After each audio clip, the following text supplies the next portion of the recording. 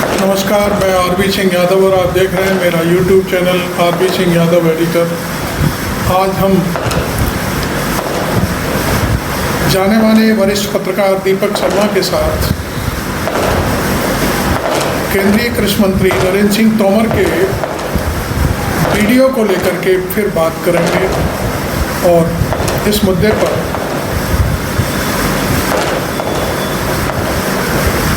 दीपक शर्मा ने आज फिर नई खोज खबर दर्शकों के लिए एकत्रित की है, जिसे हम आपको अपने चैनल के माध्यम से सुनवाएंगे और उनसे बात भी करेंगे, अपनी टिप्पणी भी करेंगे। तो सुनिए दीपक शर्मा को। नमस्कार, मैं दीपक शर्मा और मेरे यूट्यूब मंच पर आपका स्वागत है। थैंक यू दीपक भाई। किस्मत रूठ जाए तो अक्सर बने बनाए प्लान भी उन पर भी पानी फिर जाता है। अब आजकल मोदी जी का कुछ ऐसा ही हाल है। अभी जो 5 राज्यों के बड़े निर्णायक चुनाव हैं, इसमें मोदी जी ने भ्रष्टाचार को, करप्शन को मेन इशू बनाया था, मुद्दा बनाया था। और ईडी की मदद से उन्होंने छत्तीसगढ़ के मुख्यमंत्री भूपेश बघेल इनकी घेराबंदी कर ली थी। राजस्थान के कांग्रेसी मुख्यमंत्री अशोक गहलोत की जबरदस्त घेराबंदी कर ली थी। और उनका इरादा था इसी भ्रष्टाचार को मुद्दा बना के कांग्रेस से ये 2 राज्य कम से कम छीनने ही। लेकिन बीच अभियान में मोदी जी के खास मंत्री जो तोमर साहब हैं, इनको लेकर बाजार में भ्रष्टाचार की 3 सीडी आ गई और 3 सीडी ऐसी जबरदस्त वायरल हुई कि मोदी जी का जो प्लान था वही चौपट हो गया। और आज हाल ये है कि छत्तीसगढ़ हो, राजस्थान हो, अगर छत्तीसगढ़ में मोदी जी बघेल को घेरते हैं, भूपेश बघेल को, तो जनता से आवाज आती है तोमर तोमर। और यही हाल राजस्थान में, जब वो भ्रष्टाचार पर हमला करते हैं कांग्रेस की सरकार पर, तो आवाज आती है, नारे लगते हैं तोमर तोमर। तोमर तोमर मतलब मोदी जी के तोमर। अब नरेंद्र सिंह तोमर मोदी जी के बड़े खास मंत्री, इतने खास कि मोदी जी ने तोमर साहब को मध्य प्रदेश में चुनाव में उतार दिया। है तो केंद्र के मंत्री, लेकिन चुनाव में विधायकी का चुनाव लड़वा रहे हैं मोदी जी। मौका मिलेगा, बीजेपी जीत जाएगी तो हो सकता है तोमर साहब मुख्यमंत्री हो। लेकिन इस बीच जिस तरह से तोमर साहब के बेटे, बड़े बेटे देवेंद्र तोमर, उनको लेकर जो 3-4 वीडियोज 100 करोड़ की डील, किसी में 50 करोड़ की डील, किसी में 500 की डील, और जो डीलर है उसने कहा कि ये सब 10,000 की डील। अब ये जो वीडियो वायरल होने लगे और तोमर साहब उस पर खामोश हो गए, इसका असर ये हुआ कि ना सिर्फ ग्वालियर, ना सिर्फ बुंदेलखंड, ना सिर्फ मध्य प्रदेश, ये जो सीडी है या जो सीडियां हैं एक के बाद एक, इनका असर छत्तीसगढ़ में भी है, इनकी चर्चा राजस्थान में भी है, इनकी चर्चा तेलंगाना में भी हो रही है कि बीजेपी सीडी पार्टी है। और सबसे ज़्यादा जो खेल खेल रहे हैं वो राहुल गांधी है। राहुल गांधी भी जनता की तरह आजकल घूम घूम के कह रहे हैं तोमर तोमर। आपने ये जो मंत्री है तोमर, नाम सुना होगा आपने, वीडियो देखा इसका? वीडियो देखा है? एक वीडियो नहीं है, उसके अलग अलग वीडियो है। कहीं वो 100 करोड़ की बात करता है, जैसे मतलब बच्चे कंचों की बात करते हैं ना, जैसे बच्चे कंचों की बात करते हैं, भैया मेरे पास 4 कच्चे हैं, 5 कच्चे हैं, वो करोड़ों की बात कर रहा है। 100 करोड़ इधर भेज दो, 50 करोड़ उधर भेज दो, पता नहीं कहाँ बैठा है, विदेश में बैठा है कहीं। अब दोस्तों जो बड़ा सवाल है, जो बिग क्वेश्चन है, वो ये है कि क्या बीच चुनाव में नरेंद्र सिंह तोमर जो मोदी जी के सबसे खास मंत्री, क्या ये मोदी जी के गले की हड्डी बन गए?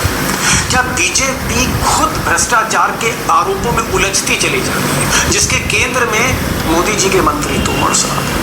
अब मोदी जी कुछ फैसला नहीं ले पा रहे, उसकी वजह है कई मुश्किलें। अगर इस सीडी की जो सीडी आई है, जो वीडियोज आए, इसकी जांच कराएं तो मुश्किल हो सकती है। और ये सीडी नकली है, असली है, फेक है, ऑथेंटिक है, इसकी जांच ना कराएं तो और ज्यादा बड़ी मुश्किल है।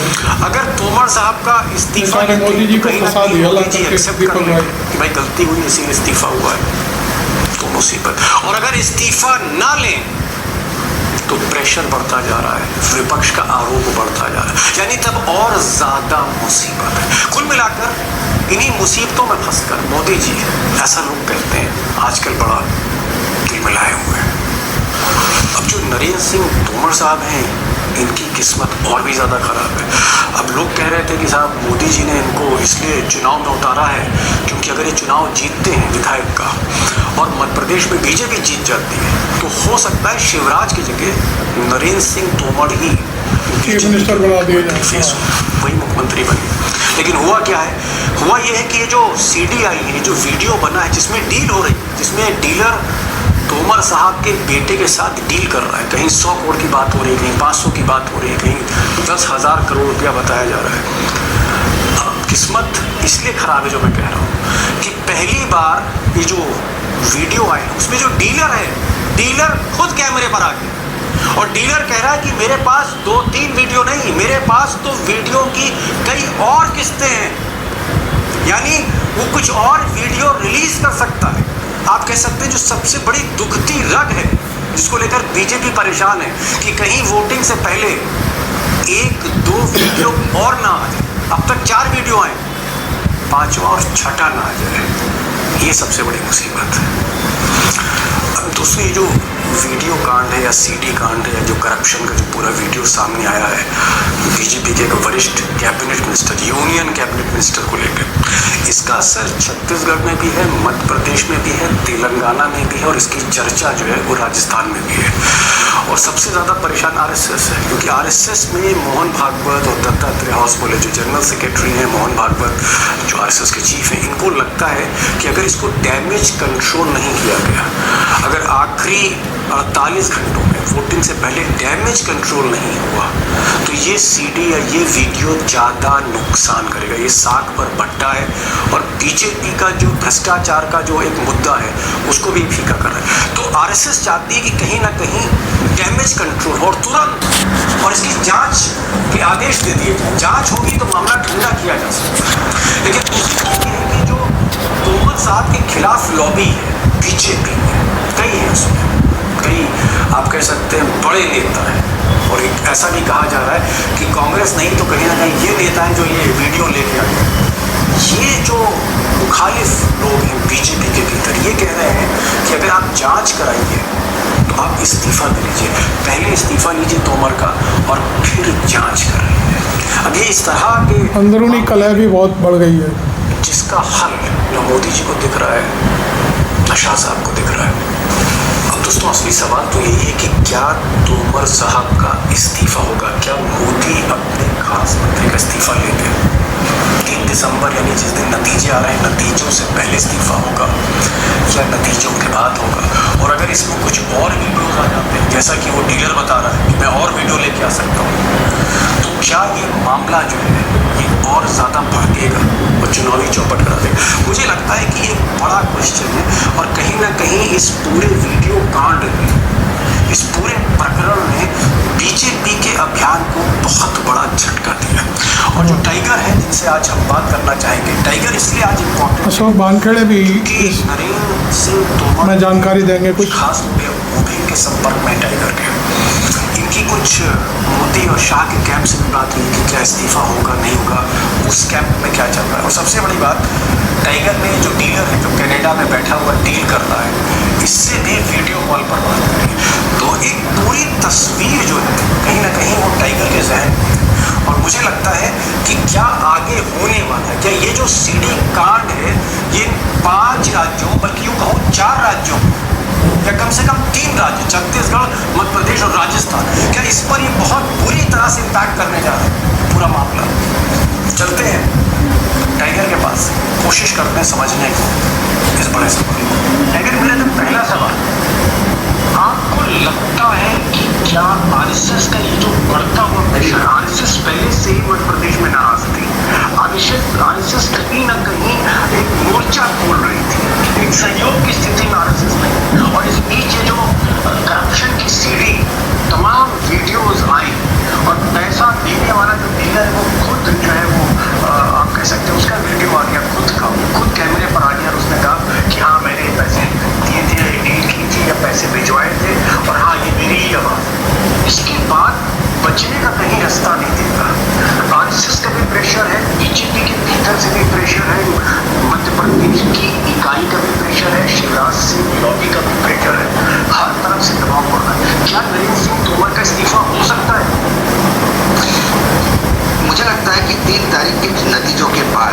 इस बार या उस 3 तारीख। यदि 3 तारीख नरेंद्र सिंह तोमर भी जीतते हैं तो भी मुझे लगता है कि उनको विधायक होने के बाद उनका मंत्रिमंडल से इस्तीफा हो जाए।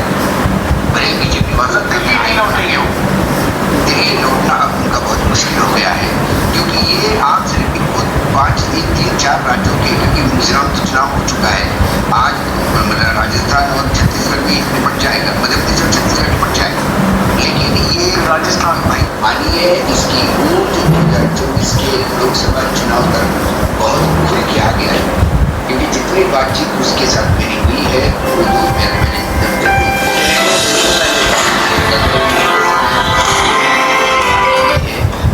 हेलो, कहता है कि मेरे पास बहुत सारी चीज़ें हैं, मैं 2024 में लाऊँ। इसका मतलब ठीक। यदि इसको यही ब्लॉक नहीं किया गया तो 2024 तक ये चुनाव में तक बहुत सारे नेताओं के वोट उड़ सकते हैं इसमें, क्योंकि वो अनगाइडेड डिसाइड है। मैं इसको अनगाइडेड डिसाइड इसलिए मानता हूँ क्योंकि वो एक बिजनेस मैन, वो धंधा करता है, लेकिन कहीं ना कहीं उसके पूरे बातचीत से मुझे लगा कि उसके दादाजी ने इस देश के लिए बहुत कुर्बानियाँ दी हैं। ये जो स्क्रीन पे टाइगर, जो स्क्रीन पर आप जर्मनदीप सिंह सामरा, ये जो कनाडा का बिजनेसमैन है, गांजे की और भांग की जो खेती करता है खरबों रुपए की, और इसकी जो खेत की जो फसल है उससे दवाई बनती है गांजे और भांग से। इसका ये कहना है कि इसके पास और कई वीडियोज, अभी तो ट्रेलर का पिक्चर अभी बाकी है, तो आपका ये कहने का मतलब है कि इंटेलिजेंस ब्यूरो और अजीत डोभाल जैसे लोग ये पता लगा रहे हैं कि उसके पास कितने और वीडियोज है, और अगर ये वीडियोज और भी भयानक है तो आपका ये कहना है कि मोदी फैसला ले सकते हैं 3 दिसंबर के बाद, आप ये कहना चाह रहे हैं? लेना पड़ेगा सर, ये वीडियो पर बात नहीं है। यदि उसने ये कहा कि रोहित को बदले मेरे अकाउंट में पैसा भेजा है और मैं स्टेटमेंट दिखा सकता हूँ, वो कनाडा में वो काम कर रहा है जो लीगल है, वो गांजा की खेती, मतलब कोई गांजा का स्मगलर नहीं है वो कनाडा में जी, वो ऑफिशियल खेती कर रहा है, वो मेडिसिन के लिए खेती कर रहा है, उसका प्रोडक्ट गार्डेड है, इन हाउस है, और वो बाकायदा ट्रेड होता है, वो कोई गैर कानूनी काम कनाडा में नहीं कर रहा है। नहीं, आपकी जो टाइगर उससे बात हुई है, जो इस कैनेडियन बिजनेसमैन से इससे बात हुई है, ये जो आदमी है जो स्क्रीन पर आप देख रहे हैं, इनसे जो आपकी वीडियो कॉलिंग हुई, आपको लगता है कि उसके पास अभी और वीडियोस हैं, आप ये कहना चाह रहे हैं, और भी इसने स्टिंग ऑपरेशन कर रखे हैं? ये हाँ, मुझे लगता है उसके पास और वीडियोस है और डॉक्यूमेंटेशन है, उसके पास व्हाट्सएप चैट है, और वो व्हाट्सएप चैट जब देता है तो दूसरे, मतलब वो पूरे तैयारी के साथ देता है। व्हाट्सएप चैट जब देता है वो कि मुझे पार्सल में ये लिपस्टिक चाहिए, मुझे पार्सल में ये भेज दीजिए, ये भेज दीजिए ब्रदर, तो वो बोलता है yes yes I am sending you. उसके बाद वो पार्सल का फोटोग्राफ दिखाता है, पार्सल का डॉक्यूमेंट दिखाता है जिससे वो कुरियर हुआ, रिसीव्ड की उसके पास रसीद दिखाता है। ये सारे चीजें जब वो साथ में दिखाता है, वो किस गाड़ी से घूमा, वो गाड़ी का फोटोग्राफ दिखाता है। लोग कहते थे कि भाई ये कोई आदमी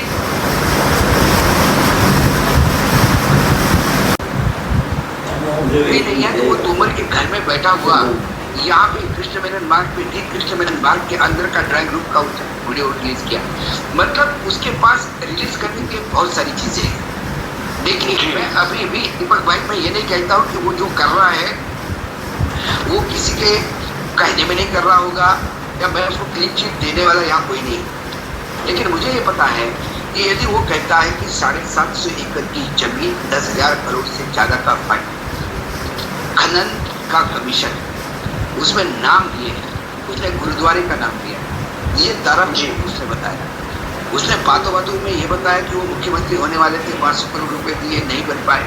ये सारी बातें यदि उसने कही है तो इसको नकारा जाना नहीं, यदि नकारा जाता है तो मुझे लगता है कि नकारने में डर इसलिए रहे हैं कि जैसा ही उन्होंने ये 2 वीडियो को नकारा, उसने तीसरा वीडियो रिलीज किया। यदि वो तीसरे वीडियो को नकारते हैं तो वो चौथी वीडियो लेके सामने आता है। तो जितना आप नकारते जाओगे, उसको झूठा ठहराते जाओगे, वो और देंगे। टाइगर अपन लोग तटस्थ आदमी है, वो आदमी डीलर है। एक मिनट टाइगर एक मिनट, वो आदमी डीलर है, इनको ब्लैकमेल कर रहा है, इनका उनसे झगड़ा है, हमें इससे कोई मतलब नहीं कि कैनेडियन बिजनेसमैन क्या है और तोमर साहब के बेटे क्या करते।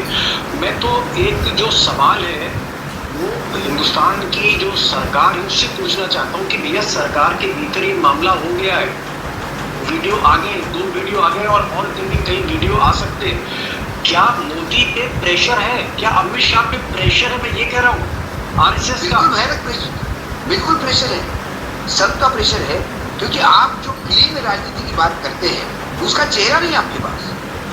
राजस्थान में प्रधानमंत्री जब भ्रष्टाचार की बात करते तो लोग हंसते हैं, या 10,000 करोड़ का मामला है इसको आप बात नहीं कर रहे हैं। आपको कहीं ना कहीं एक्शन नहीं लो तो एक्शन ले रही है दिखाना तो चाहिए। इसमें एक और डेवलपमेंट हुआ है आज, वो डेवलपमेंट अभी तक किसी को पता नहीं, ये शायद आपके थ्रू पहली बार मैं बोल रहा हूँ। ये डेवलपमेंट ऐसा है कि एक मारुति साहिबराव ठाकर करके एक सोशल एक्टिविस्ट है जी, उसने आज एक वकील है डोमिनिक लोबो जी, इसके सहायता से आज 7 पैराग्राफ का 7 पॉइंट का एक कंप्लेंट दर्ज की है सीबीआई के पोर्टल इस मामले में। इस बात सीबीआई इसका कॉग्निजेंस ले, ये बहुत बड़ा मामला है देश में। मैं समझ गया। ये ऐसे ही कल कोई सर्वोच्च न्यायालय जाता है, कल कोई सर्वोच्च न्यायालय जाता है, सीबीआई के पास ऑलरेडी कॉग्निजेंस है, शब्दों से यदि ब्लॉक होता है तो कम से कम नाम के लिए एक्शन लेनी होगी। और with action the government only need to take is they have to go for the head of Tomar ji. Tomar ji का इस्तीफा होना जरूरी हो गया इस सरकार के लिए, मजबूरी हो गया, लेकिन जरूरी भी नहीं। टाइगर ये बताइए कि अब चुनाव में इतना प्रेशर पड़ रहा है और राजस्थान में वोटिंग होनी है और मध्य प्रदेश में भी होनी है, फिर आखिर में तेलंगाना में वोटिंग होनी है, केंद्रीय मंत्री की बात है, जब मंत्री भी छोटे मोटे नहीं है, नरेंद्र सिंह तोमर कृषि मंत्री हैं, पहले 5-5 मंत्रालय थे, 10 साल से लगातार मंत्री हैं, 9.5 साल से। आपको क्या लगता है मोदी बीच में तो उनको हटा नहीं सकते, अगर चुनाव के बीच हटाएंगे तो और बातें पिटी जाएगी, और मोदी जी के लिए मुसीबत ये हो रही है कि वो भ्रष्टाचार पर खुलकर बोल नहीं पा रहे क्योंकि मंत्री की सीढ़ी आ गई है। क्या ऐसे में आपको लगता है कि नरेंद्र सिंह तोमर पर अगर जांच शुरू करा दी जाए, हम देख रहे हैं वो जांच भी नहीं हो रही, तो क्या कोई जांच शुरू हो सकती है एक फेस सेविंग के लिए, बाद में क्लीन चिट दे दें उसको? नहीं, वो वहाँ रहते हुए जांच नहीं हो सकती, सरकार में मंत्री हुए तो जांच नहीं हो सकती, क्योंकि वो कभी भी उसको इन्फ्लुएंस कर सकते हैं। मुझे लगता है कि वो तोमर जी को ही कहेंगे कि आप इस्तीफा दीजिए, जब तक ये मामला रफा दफा नहीं होता है, क्योंकि आडवाणी जी ने ऐसा किया था जब जैन हवाला कानून नामा है। दूसरी दबी जुबान में एक बात हो रही है जो आज मेरी कुछ लोगों से बात है, तो उनका ये कहना है कि मैसेज ये भी गलत जा रहा है विश्व स्तर पर कि हम तो बोलते हैं कि हिंदू मुसलमान एक है, यहाँ पे मुसलमान भी जरूरी है, सब कहता है। लोग कहते हैं कि एमजे अकबर पे जब आरोप लगे, अच्छा एमजे अकबर जो विदेश मंत्री थे, विदेश राज्य मंत्री, बड़े पत्रकार थे, मंत्री थे, आरोप हो गया, उनका इस्तीफा हुआ। उसके बाद टेनी पे आरोप लगे, उनके बेटा अरेस्ट हो गया किसानों को कुचलने के लिए, आप टेनी को बचा लिए गए। ऐसे कई लोगों पे आरोप लगाए गए, आप उनको बचा ले गए। तो क्या अब इस देश में या इस सरकार में धर्म देख के ही आरोप तय होंगे?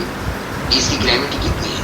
यदि मुस्लिम मंत्री है तो ज्यादा ग्रेविटी है, और हिंदू मंत्री है तो कितनी भी बड़ी उसने गलती की तो छोड़ दो उसको, निगलेक्ट करो उसको। ये मैसेज वर्ल्ड लेवल पे जाना बहुत मोदी जी के इमेज के लिए खतरा हो गया, इसलिए वो इनका इस्तीफा लेना जरूरी होगा। यदि ये इस्तीफा नहीं लिया जाएगा तो ये इनकी भ्रष्टाचार की लड़ाई, वैसे ही अजित पवार आने के बाद भ्रष्टाचार के लिए लोग हंसते हैं, जनता वो मुख्यमंत्री बनने के बाद भी भ्रष्टाचार की लड़ाई में लोग हंसते हैं, और ये तो उससे ज्यादा मुजोरी हो गई कि अब बाहर के लोग नहीं, भ्रष्टाचारी लोग तो आपने लाए किसी स्ट्रेटेजी के लिए लाए, सरकार बनाने के लिए, अब यहाँ पर उस पार्टी को ठीक करने के लिए लाए। लेकिन यहाँ तो अपना खुद का आदमी भ्रष्टाचारी साबित हो रहा है, कम से कम एक्शन तो ले, इंक्वायरी में से बजट क्लीन चिट दे दे।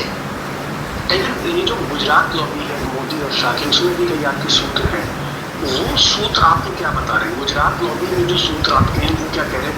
मोदी और शाह इस पर चिंतन मनन क्या कर रहे हैं? उन दोनों का दिमाग क्या चल रहा है गुजरात लॉबी का इस इशू पर? उनकी स्ट्रैटेजी क्या है? अभी तो ये 5 राज्यों के चुनाव के जब तक मुझे लगता है कि जब तक वोटिंग नहीं होता, जैसे सब लोगों को एक एम्बार्गो लगा है कि कोई एग्जिट पोल नहीं करेगा जब तक आखिरी चरण का वोटिंग नहीं होता, वैसा ये एम्बार्गो लगा है कि जब आखिरी दिन का वोटिंग खत्म होगा, सरकार प्रायोरिटी से इस मसले पे विचार करेगी। क्योंकि एक चीज लास्ट कोर्ट चला गया और कोर्ट ने यदि सीबीआई को आदेश दिया to look into the matter, फिर ये सरकार और का विषय हो जाएगा। और फिर एक लास्ट क्वेश्चन है, मैं देख रहा था कल भी एक नेशनल चैनल ने इंटरव्यू किया नरेंद्र सिंह तोमर के साथ। आज एक वेबसाइट है क्विंट, उसने इंटरव्यू किया उसके रिपोर्टर ने, और इन दोनों रिपोर्टर्स ने पिछले 24 घंटों में बड़े पॉइंटेड क्वेश्चन नरेंद्र सिंह तोमर से किए कि आपके बेटे पर ये आरोप है, आपके ऊपर ये आरोप है 100 करोड़ का, 1000 करोड़ का, इस पर आपको क्या कहना है? क्या वीडियो नकली है या ये आदमी गलत आरोप लगा रहा है? जब ये सवाल पूछे गए उनसे तो उनका नहीं, मुझे इस पर कुछ नहीं बोलना, मुझे इस पर कुछ नहीं बोलना। आज भी उन्होंने कहा मुझे कुछ नहीं बोलना, मैं इस पर कुछ बोलना नहीं चाहूँगा। कल भी उन्होंने ये कहा था कि मुझे कुछ नहीं बोलना। ये जो खामोशी है नरेंद्र सिंह तोमर की कि मैं इस पर कुछ नहीं बोलूँगा, ये क्या आपको लगता है कि मोदी और अमित शाह ने इनको इंस्ट्रक्शन दिए है कि भाई अभी चुप रहिए, हम देखते हैं? नहीं, उन्होंने सबसे पहले ट्वीट किया था कि ये फ्रॉड वीडियो है और मेरे बेटे को बदनाम करने का प्रयास कर रहा है। तुरंत वो आदमी स्क्रीन पे आके कहता है कि वो फ्रॉड नहीं, ओरिजिनल है, मैं ही हूँ उस साइड का आदमी। फिर उन्होंने कहा कि भाई आप कहते हो, लोग कैसे मानेंगे? उसने चौथा वीडियो रिलीज किया जिसमें ड्राइंग रूम में, तो आप जितना उसको झुठलाते जाओगे उतने प्रूफ वो मार्केट में देंगे, इससे और ज्यादा वाटर टाइम के केस बनेगा। तो आप ये चाह रहे हैं कि नरेंद्र सिंह तोमर इस वजह से रिएक्ट नहीं कर रहे हैं क्योंकि अगर वो रिएक्ट करते हैं, काउंटर करते हैं, तो वो जो कनाडा में जो बिजनेसमैन डीलर बैठा हुआ है वो 2 वीडियो और डाल देगा, ये आप कहना चाह रहे हैं? एक वसूल है, जब आदमी दलदल में फंसता है तो उसे स्टैंड स्टिल रहना होता है, स्टैंड और मदद का इंतजार करता है कि कोई आए और उसको निकाले। यदि वो जितना खुद को निकालने का प्रयास करता है उतना नीचे धंस जाता है। तो तोमर जी की स्थिति एग्जैक्टली दलदल में फंसे हुए व्यक्ति जैसी हो गई, जरा हिलेंगे तो और फंसेंगे, जरा हिलेंगे तो और फंसेंगे। इसलिए उन्होंने बहुत प्रोमिनेंटली कहा कि मुझे इसमें कुछ बोलना नहीं है। जी जी, लेकिन एक बड़ी बात आज आपने कही, आपने कहा कि सवाल ये है कि नहीं एक सवाल बनता है इस पे कि उनके बेटे पे आरोप, उन पे आरोप, उनके घर का यूज हो रहा है, एक भागा हुआ कैदी उनके आके रुकता है और फिर जाता है, क्या उसको भागने में, ले जाने में मदद हुई? ये तमाम सवालों पे वो कुछ बोलना नहीं चाहते, लेकिन बघेल का नाम लेके कोई आदमी सीडी रिलीज करता है, वीडियो रिलीज करता है, उस पर ये टूट पड़ते हैं, ये प्रॉब्लम है। अगर एक बड़ी बात आपने कही, आपने कहा कि दलदल में जब आदमी फंस जाता है तो फिर अगर जितनी वो कोशिश करेगा और नीचे जाएगा, और मोदी और अमित शाह इस चुनाव के दौरान इस स्थिति में नहीं है कि बाहर पुल कर सके। और ये भी आपने एक बात सही कही कि जो इस्तीफे की तलवार है सर पर लटकी हुई है, क्योंकि ना सिर्फ मध्य प्रदेश चौपट हो रहा है, छत्तीसगढ़ और राजस्थान में भी इन वीडियोज़ की चर्चा है। इस वजह से गुजरात लॉबी को भी समझ नहीं आ रहा है। और एक चीज़ आपने और कही कि 3 दिसंबर के बाद ये तय होगा, जब 5 राज्यों के नतीजे आएंगे तब ये तय होगा। मोदी और शाह हवा का रुख देखेंगे, मिजाज देखेंगे, and then they will decide. फिलहाल नरेंद्र सिंह तोमर चुप है, और कहीं ना कहीं ये हम कह सकते हैं कि ये जो वीडियोज़ हैं, ये वीडियोज़ अंग्रेजी में एक कहावत है, silent is a consent. Silent थी, खामोशी का बहरहाल हमें इंतज़ार करना होगा और ये देखना होगा कि इतना बड़ा जो चार्ज लगा है 3 दिसंबर के बाद क्या होता है। और एक चीज़ और मैं यहाँ पर कहना चाहूँगा दर्शकों से, दोस्तों से, कि अगर नरेंद्र सिंह तोमर चुनाव जीत जाते तो विधायक बनकर भोपाल में बैठ जाएंगे, और हारेंगे तो टाइगर कह रहा है कि अब उनकी दिल्ली वापसी नहीं होगी क्योंकि इस तरह के चार्ज लगे। टाइगर आप आए, आपने जिस तरह से थैंक यू दीपक भाई और अशोक वानखेड़े, आपने आज एक नई ताज़ा स्थिति सामने लाकर रख दी। एक सीबीआई के पोर्टल पर भी ये शिकायत दर्ज कर दी गई है और आप ये भी बता रहे हैं इस मामले में नरेंद्र सिंह तोमर पूरी तरह से चुप्पी साध गए। जा रहा है गुजरात में और नरेंद्र सिंह तोमर जो है वो स्टैंड स्टिल रहे, यथावत रहे, कोशिश करेंगे तो और एक टीवी चैनल को उन्होंने कहा कि मैं कुछ नहीं कहना। हम इंतजार करते हैं 3 दिसंबर का और हम अपडेट आपको देते रहेंगे अगर कोई और वीडियो आता है। टाइगर आप आए और आपने बहुत खुलकर और हिम्मत के साथ आपने सारे इनपुट्स दिए कैमरे पर। बहुत बहुत शुक्रिया आपका मेरे दोस्तों की तरफ से। Thank you so much sir.